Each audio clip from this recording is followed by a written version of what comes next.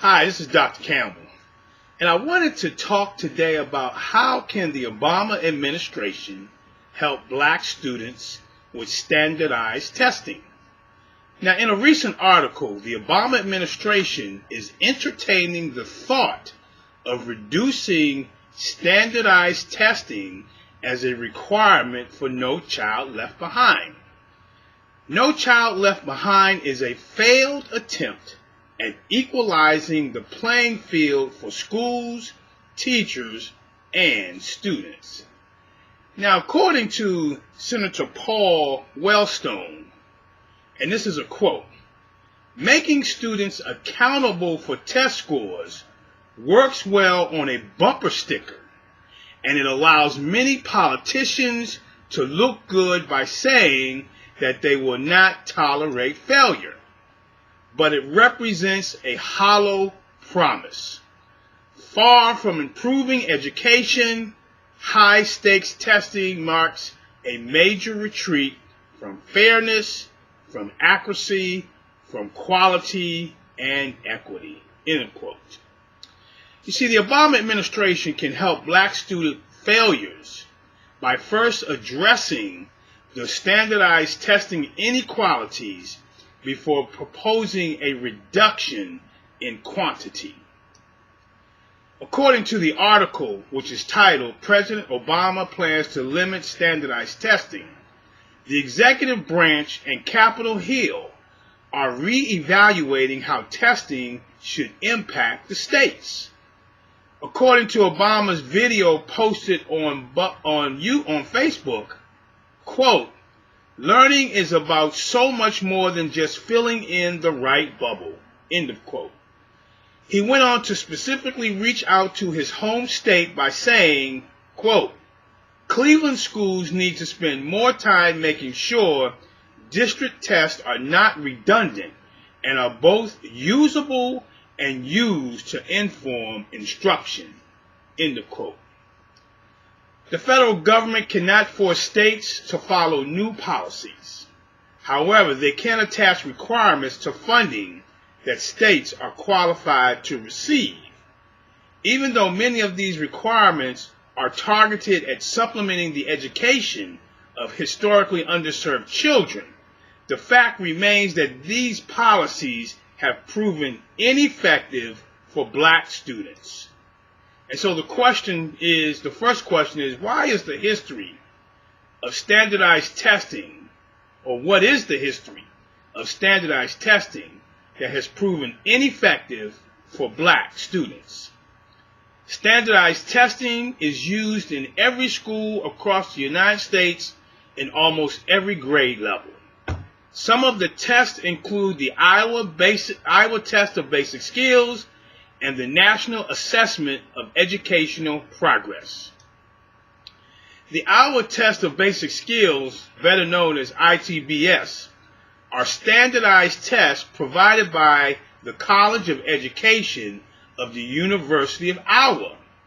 The tests are administered to students in kindergarten through 8th grade. According to recent ITBS research guide, white students have outperformed black students on the ITBS since 1977. The National Assessment of Educational Progress is the largest continuing and nationally representative assessment on what students in America should know and can do in the core subjects. NAEP is a mandated project by Congress. The NAEP is administered by the National Center for Educational Statistics within the Institute of Education Services of the United States Department of Education. White students have outperformed black students on this standardized test since 1969.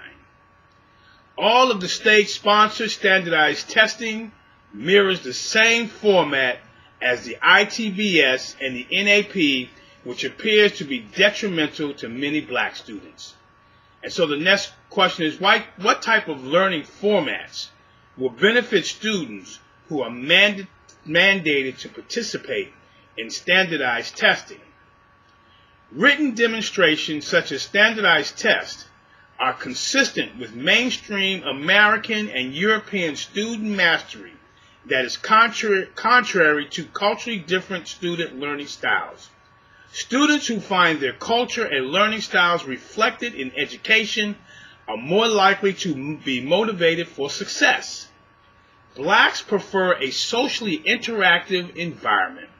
Black students work and function better in cooperative, informal, and loosely structured environments where teachers and students work together to achieve a common goal. Blacks prefer tactile, hands-on learning activities, effective materials to facilitate their learning, approximate time, number, and space activities, and sort word lists by their functional value. Blacks have developed a specific method of organizing and processing information that provides a disadvantage to blacks in school settings. Black thinking style differs from other groups due to blacks using the right hemisphere of the brain. Black thinking is more holistic, intuitive, and integrative when processing information, and black students approach thinking from an intuitive perspective rather than the logical, mathematical approach. Blacks are more analytical regarding concepts and ideas when they evaluate information from their particular orientation. Blacks are highly creative thinkers who prefer deductive reasoning but have the same reasoning styles as other groups. The Obama administration and standardized test manufacturers should take a closer look at making the experiences more beneficial for all students rather than a reduction in quantity. This is Dr. Campbell. You can read about this article as well as other information on my website at www.positiveracialrelationships.com. If you want to talk about it, you can call me on my direct line at 856-566-3267. Have a great day, and thank you very much. Yeah. Be sure to check out positiveracialrelationships.com. Check it. Look, pull your pencils out, class is in session. Let's focus on loving our neighbor without a question. Visit positiveracialrelationships.com. Leading classrooms together like a marriage bond. Kick racism out, that ain't what life's about. For more information, check the website out. Yeah.